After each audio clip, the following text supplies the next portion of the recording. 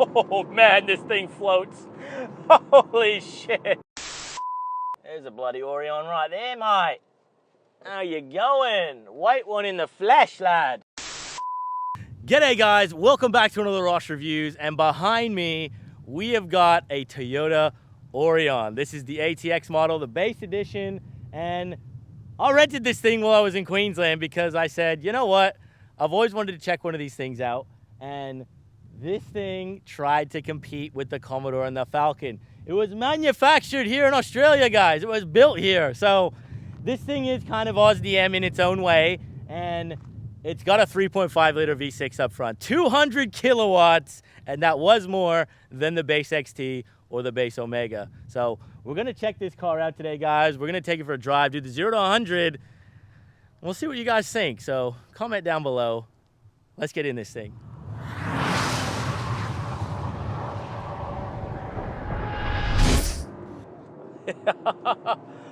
All right, guys, so in the Aurion here, and this again, it is the ATX. This was interesting because these were actually manufactured in Altona, Victoria. So these are kind of Aussie. They're Aussie built, really. It's just got the JDM parts here, but you know what I mean? Toyota was trying to come in and they were trying to compete with the Falcons and the Commodores because they saw the market. And you know, Toyota, they do make a good product. Aussies have been buying their utes for just generations, and they've got a very good reputation with reliability and quality. Probably something that Holden and Ford at the time really didn't have the best backing for. Now, the cool thing about this Aurion as well is when it came out, this had more power than the base Omega or the base XT. So really, the Commodores were making, a base Omega was 180 kilowatts with the V6.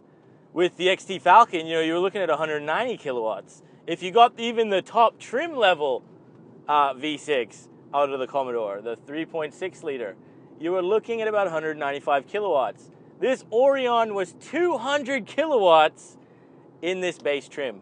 We also got 336 Newton meters here.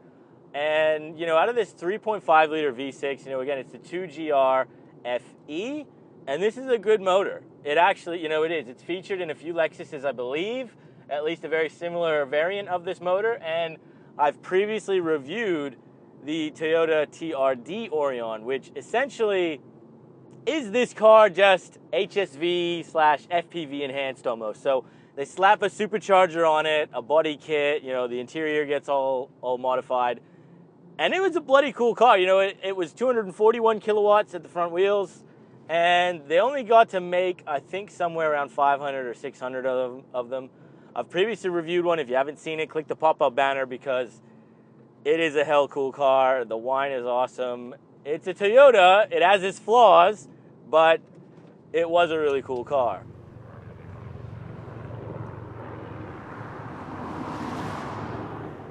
This did compete. It did compete. Obviously we're missing a couple of key ingredients here. These only came as a 6-speed auto, no manuals.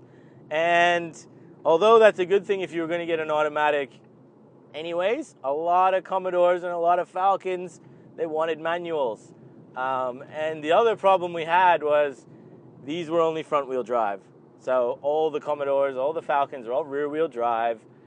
You could option in manuals, and they just seem to have a little bit more enthusiasm to them. This really, again, it's a Camry with a V6 up front and a different bumper.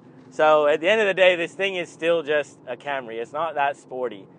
It was still only front wheel drive, still only an automatic, and it just had those few flaws that true car enthusiasts they need those to make it a great.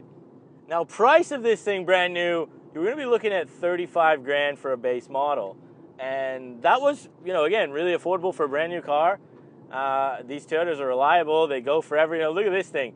It's on 306,000 Ks. It's bunky as shit, but it's like an old AU, you know what I mean? You crank the key, it turns over, and it just goes. It's floaty as hell in here. It's got rattles and creaks just about every corner. but it'll get you where you need to go. And, you know, that's OSDM in my book, a lot of it, you know, so I'm pretty happy that, you know, these things were reliable. They do kick over. That you see them on the road still. There's plenty of these things still around. And, you know, you got to give Toyota credit. They did make a decent car with this, but is it an enthusiast car? No, it is not.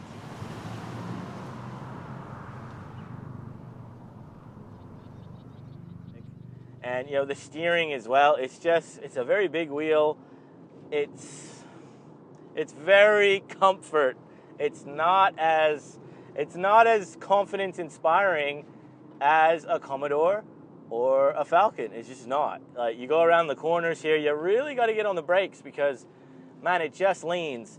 And, you know, again, front wheel drive, you don't want to, you got to be careful with the front end on this thing because you don't want it to slide right off the road, which it could do. You know, it's a bit sloppy, but you're talking Commodores, you're talking Falcons, even in base trim level, people love them. People still modify them. These, I ain't seen them. Have you? I don't see them modified. I see them beat up, abused, like AU Falcons were a couple of years ago before they really started to get desirable.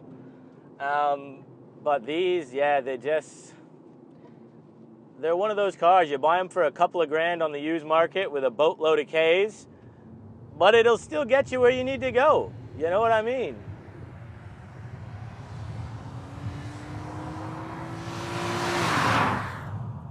Look on the interior, it's just what you'd expect. You know what I mean? I mean, to be honest, it's nicer than a base XT Falcon. It's nicer than a base Omega. It is, I feel like. So if I was buying a car that I just wanted the big family sedan, 4 doors, full size, I very much would have considered this if I wasn't a true Aussie blue, you know what I mean? I wasn't bleeding blue, Holden or Ford.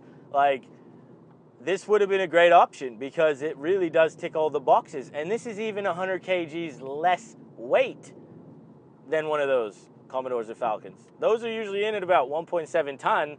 I believe this is closer to 1.6. It does feel smaller inside, just slightly, but it's still a sedan. You know, there's plenty of room still in the back. I wouldn't say there's as much as a Falcon or a Commodore, but it's still totally acceptable to have an adult back there for a long trip. It's not going to be that uncomfortable. And these things are quite fuel efficient too. You know, on the freeway, you'll be doing around 8 Ks per 100 liters probably. And I think combined, they were claimed around 10 liters per 100 K. So quite similar to what a Falcon or a base Commodore would do. And, you know, look, we've got a sports shift mode, so we can put it into a sports mode. And there is a Tiptronic feature here, so we can run it manually. Unfortunately, I got to mention it, it's done the wrong way. Toyota always does this. They, you know, pull it down and it goes down a gear, which is wrong. You got to pull down to go up a gear, but, you know, it's Toyota. This is really, it's more of an Uber than an enthusiast car, this, but it's got a 3.5 liter V6. It's got 200 kilowatts. And we are going to test the 0 to 100 shortly here, so I'm curious what this thing could get. Front wheel drive, though, so I'm not expecting anything crazy. And guys, remember, if you're enjoying this type of content, make sure you hit the subscribe button, share it with your mates, have a look through the rest of the channel. We've got over 500 reviews of just quality cars. So watch some more videos, subscribe, leave a comment, be a part of the community. I love hearing from you guys. Yeah, I love this job, and thanks to you guys, I can make it happen.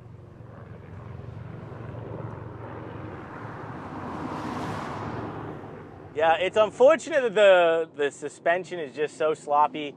The front wheel drive, you know, it just doesn't allow for really hard pulls. You can flat foot this thing and it will move, and it does feel significantly quick, like, to be honest, for a base car. It's not bad. It's not slow, I would say. It's decently quick, but it's got some torque steer. It just doesn't feel confidence inspiring, I think is the word. It's very floaty. The ride is very much for comfort. You go around a bend and you are sailing in this boat. But at the end of the day, you can fit the fam in here. These things are cheap to buy. They are reliable. And man, you know what? Like 3.5 liter V6, you put it in sport mode again, drop it in, get onto it.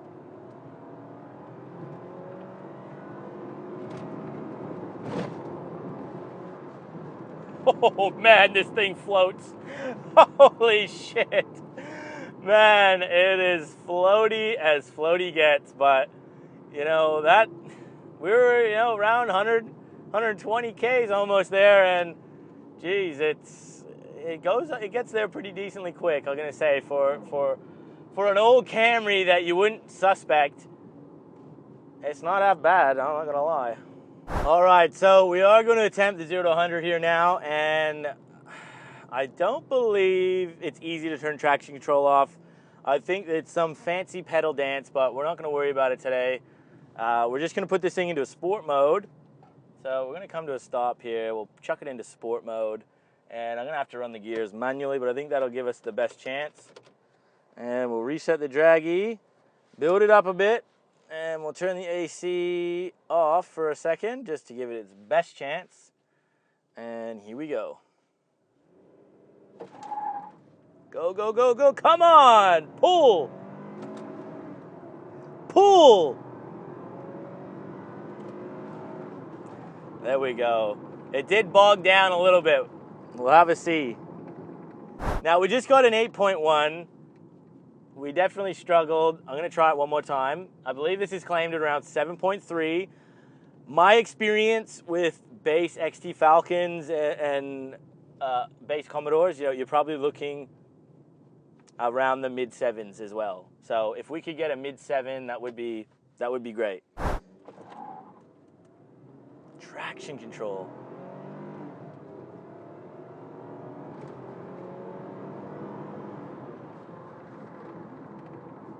Now, we just did a 7.9. I think you could get this thing into like the mid 7s. You just got to really figure out the traction control settings, because it's just not happening. And unfortunately, it's really cutting this car off at the crucial time right at the beginning. So it's a hot day out today. We're just on a back road. We got a 7.9. Again, it's front wheel drive. It's only an auto. It's got some negatives against it, but it was still a competitor, this thing, somewhat.